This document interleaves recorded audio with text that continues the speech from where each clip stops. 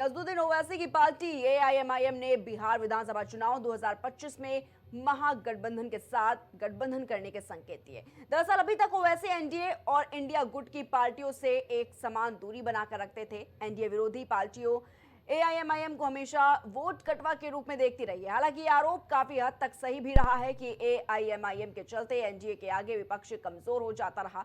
लेकिन अब इसी बीच एआईएमआईएम के राष्ट्रीय प्रवक्ता आदिल हसन ने कहा कि अगर महागठबंधन हमें कुछ सीट देगा तो हम उसके साथ चुनाव लड़ने के लिए तैयार हैं।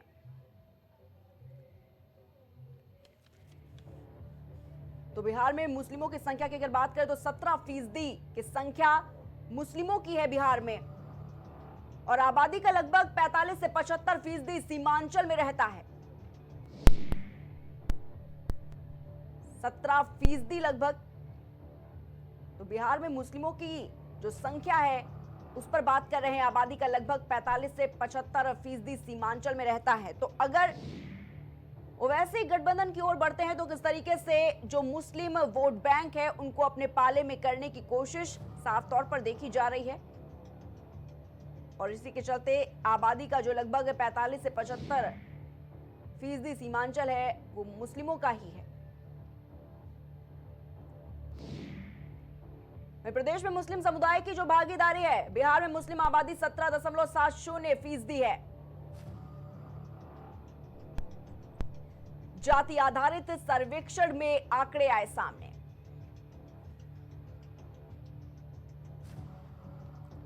तो आपको बताना चाहेंगे कि बिहार में मुस्लिमों की जो संख्या है वो काफी ज्यादा है, और उसी को लेकर जिस तरीके से एआईएमआईएम लगातार ये दावा कर रही है कि हो सकता है कि बिहार में गठबंधन की तरफ बढ़ते हुए नजर आए।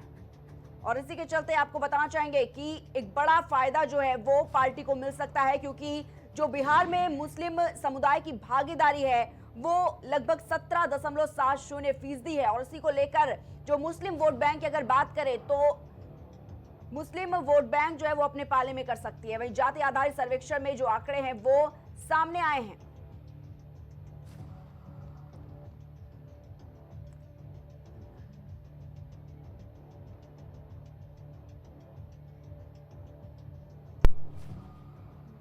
और इसी खबर पर तमाम जानकारी के लिए हमारे साथ हमारे सहयोगी शहबाज खान जुड़ चुके हैं। शहबाज, जिस तरीके से देखा जा रहा है अजदुद्दीन ओवैसी की जो पार्टी है एआईएमआईएम ने बिहार विधानसभा चुनाव में महागठबंधन के साथ गठबंधन करने के अब संकेत दे दिए हैं, क्या कुछ पूरी जानकारी है इस पर शहबाज?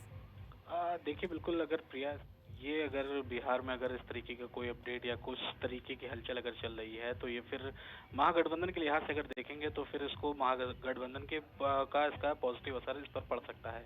क्योंकि प्रिया, याद होगा आपको कि पिछली बार जब सीमांचल की सीटों पर ओवैसी ने दम भरा था तो रिजल्ट क्या रहा था, क्या नतीजा रहा था? क्योंकि लगभग 6 सीट के हिसाब के लगभग जो है ओवैसी जीत गए थे, और एक बड़ी 21 में से कई सीट ऐसी थी जहां पर जो राजद थी वो कुछ ही मार्जिन के वोटों से हारती हुई नजर आई थी, और कांग्रेस का भी इस पर असर पड़ता हुआ नजर आया था।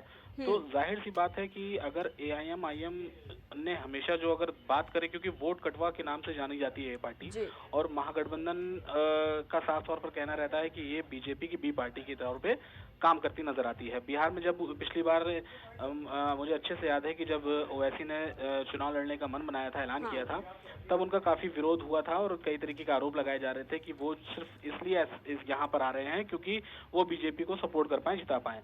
अब अगर एआईएमआईएम, क्योंकि पिछले कुछ दिनों से अगर देखा जाए तो वो एनडीए के सुर में सुर मिलाते हुए भले ही देखे जा रहे हैं, क्योंकि देश का मुद्दा है ये पहलगाम वाला, और उसको एक डेलीगेशन में हिस्सा भी बने हैं, ओवैसी गए भी हैं विदेश में, भारत का पक्ष भी रखते नजर आ रहे हैं। लेकिन बात अगर चुनाव की आती है, क्योंकि वक्फ बिल पर उन्होंने विरोध भी किया, अगर उस वक्त उन्होंने देश के मुद्दे पर कहीं साथ दिया तो फिर वक्फ बिल पर उन्होंने केंद्र की मोदी सरकार और अमित शाह का विरोध भी किया था। और अगर ये बिहार में चीजें सच होती हैं प्रिया, तो एआईएमआईएम महागठबंधन के साथ जाती है तो इसका सीधा फायदा जो होगा वो आने वाले चुनाव में राजद और कांग्रेस को होता हुआ नजर आएगा, क्योंकि एक बड़ी मुस्लिम आबादी है जो फिर जिसको टारगेट करते हुए जो है असदुद्दीन ओवैसी नजर आते हैं। और उनकी जब भी रैलियां हुई हैं बिहार में, खासकर सीमांचल में ही उन्होंने अपनी पार्टी को लड़ाया था, क्योंकि सीमांचल का ही एरिया जो है उसमें सबसे ज्यादा मुस्लिम जो है बहुतायत है, 45% से ज्यादा जो है वहाँ मुस्लिमों की संख्या है। तो वहीं पे ही उन्होंने रैलियां करी थी, उन्होंने जनसभाएं की थी, रोड शो किए थे। तो उस वक्त जो भीड़ देखने को मिली थी, जो भीड़ उमड़ी थी, क्योंकि असदुद्दीन ओवैसी में की एक खास बात है कि वो मुस्लिम की खुले तौर पर बात करते हुए नजर आते हैं। मुस्लिमों के हक की लड़ाई जो है वो खुले तौर पर, क्योंकि दूसरी पार्टियां भले ही मुस्लिमों की रहनुमा बनती है, लेकिन जिस तरीके से असदुद्दीन ओवैसी खुले तौर पर किसी भी पार्टी के लिए लड़ते हुए नजर आते हैं। अभी हाल ही में देखा ये गया था कि कांग्रेस जो है, अब खासकर राहुल गांधी, जिन्होंने अपनी रणनीति बहुत तेजी से चेंज की है, क्योंकि इनको देखा जाए तो मंडल 2.0 कहें अगर तो, क्योंकि मंडल की राजनीति को ही धार देते हुए नजर आ रहे हैं। मंडल बनाम कमंडल का ही जो तोड़ से ही राजीव गांधी गए थे, तो राजीव गांधी को जो चोट पहुंची थी मंडल और कमंडल की राजनीति से ही चोट पहुंची थी, उसी रणनीति पर कहीं ना कहीं अब राहुल गांधी काम करते हुए नजर आ रहे हैं। तो अगर ये सब चीजें फिट बैठती हैं तो बिहार में एक बड़ा खेल हो सकता है प्रिया जी। जी बिल्कुल शहबाज, क्योंकि अगर अभी तक की बात करें तो देखा गया कैसे ओवैसी जो है वो एनडीए और इंडिया गुट की जो पार्टियों से दूरी बनाकर रखते थे एक समान, लेकिन अब जिस तरीके से ये बड़ा संकेत दिया जा रहा है गठबंधन को लेकर, क्या लगता है बिहार चुनाव में कितना बड़ा असर ये डाल सकता है शहबाज? देखिए प्रिया, काफी असर इसका पड़ने वाला है। अगर एआईएम अगर कहीं सीन में आ गई और महागठबंधन के साथ अगर कुछ सीटों पर उसकी सहमति बन गई कि अगर वो मान लीजिए महागठबंधन उसको कुछ सीटें दे देता है कि आपको हम सीमांचल की सीटें देते हैं और आप साथ लड़िए, और वहां पर अगर महागठबंधन ने अपना कैंडिडेट ना खड़ा करके एआईएम के पक्ष में अगर रैली कर दी या फिर सपोर्ट कर दिया, तो ये मान के चलिए कि एआईएम एक बड़ी पार्टी के रूप में उभर सकती है बिहार में। और लेकिन इसकी अभी कितनी आशंका है ये अभी, क्योंकि ये भविष्य पर बहुत कुछ निर्भर करता है, क्योंकि अभी बिहार के जो जैसे जैसे चुनाव नजदीक आ रहे हैं प्रिया, हलचल देखने को मिल रही है कि बहुत काफी तेज चल रही है। समीकरण जो है वो बन रहे हैं, बिगड़ रहे हैं। पार्टियों की जो बात चल रही है, क्योंकि अभी देखा ये भी जाएगा कि जो एनडीए के साथ हैं वो अभी छिटक के महागठबंधन के साथ आ सकते हैं, और जो गठबंधन के साथ दिखाई दे रहे हैं वो हो सकता है बहुत जल्द एनडीए के साथ दिखाई दें, क्योंकि चुनाव के वक्त पाला बदलने की जो राजनीति है वो आज से नहीं बहुत पुरानी चली आई है, क्योंकि सीटों को लेकर और पदों को लेकर जो सहमति है वो चीज नहीं बन पाती है। इस वजह से कहीं ना कहीं खटपट रहती है। चुनाव के टाइम पे ही देखते हैं कि जो पार्टियां हैं वो अलग अलग छिटक के जा रही हैं। तो अभी चुनाव पूरी तरीके से और नजदीक आने दीजिए, बिहार का चुनाव जो है वो काफी दिलचस्प बनता चला जा रहा है। और अगर इस खबर पर, प्राइम टीवी की इस खबर पर अगर मोहर लगती है तो ये बहुत बड़ी बिहार की खबर होने वाली है, क्योंकि अगर इस तरीके से बिहार में एआईएम कहीं महागठबंधन के साथ खड़ी हो गई तो उसका सीधा झटका जो है वो एनडीए को लगेगा, इसमें कोई दो राय नहीं है। जी ठीक है शहबाज, बहुत बहुत शुक्रिया आपका हमारे साथ जुड़ने के लिए और तमाम जानकारियों के लिए।